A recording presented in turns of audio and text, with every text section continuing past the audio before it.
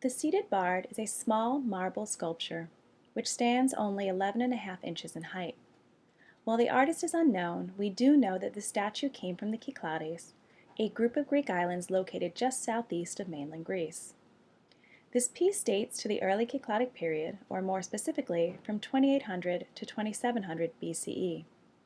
Little is known about this period, however, as few settlements have been found, and much of our evidence for the civilization comes from the handful of objects left behind, such as marble vessels and figurines of the islanders buried with their dead.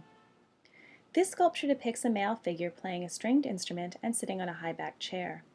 According to its museum profile, this work is one of the earliest of the small number of representations known of musicians, and is distinguished by the sensitive modeling of its arms and hands. The simple but striking piece also depicts the musician looking upwards, as if lost in a magical trance. When I look at this sculpture and its telling pose, I do not just see a musician, but rather an ancient bard, or Aoidos. To me, this revered man is singing his poems to a captive audience while playing the lyre in accompaniment. One of the richest sources that we have for how ancient civilizations viewed bards, or oral poets, is Homer's Odyssey.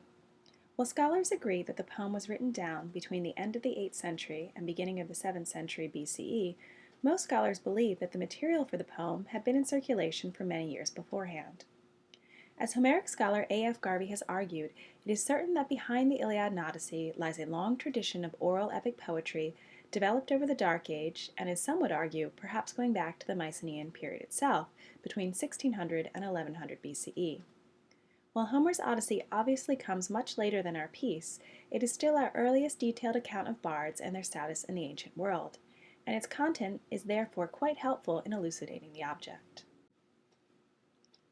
In Homer's Odyssey, we see two bards, Phemius and Demodocus, professional singers who are called forth for the entertainment of a crowd. One of the notable aspects of their depiction is their connection to the divine. Roused to song by the muses themselves, the poets become a vessel for communication between the gods and men. As Margalete Finkelberg has explained, to the Greeks, the guarantee of the song's truthfulness lies in the muses who witness the events that happened in the past and hand on their evidence to the poet. Therefore, each of the poet's innovations automatically gains the status of divine truth in virtue of its origin in divine inspiration.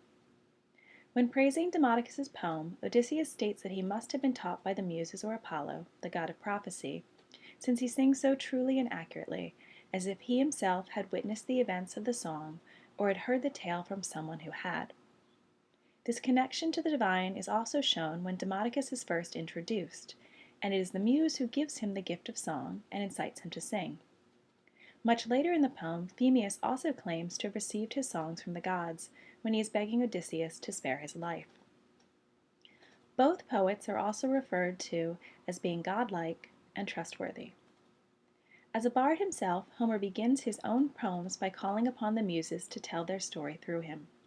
This well-known feature of epic poetry is referred to as the invocation of the muse, where the poet calls upon the muse for inspiration. Here, Homer presents an overview of the story he intends to tell and commands the goddess to speak through him.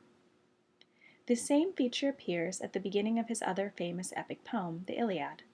Again, Homer begins his poem by commanding the goddess to sing through him the tale of Achilles' wrath and its ensuing destruction.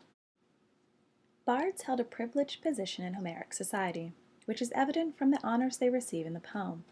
Both poets are attended by a herald, and Demodocus is given the additional honor of being seated in the center of the room for his performance, a place of distinction amongst the crowd. This honor is given to Demodocus even when he is not performing, as he is seated in the middle of the dancers and in the middle of the guests at dinner. The poet is also honored by being offered food and drink for his talents. When Demodocus begins his first song, a basket of bread and a goblet of wine are placed beside him, and later Odysseus offers him the finest piece of meat at the banquet, which would normally be given to the king.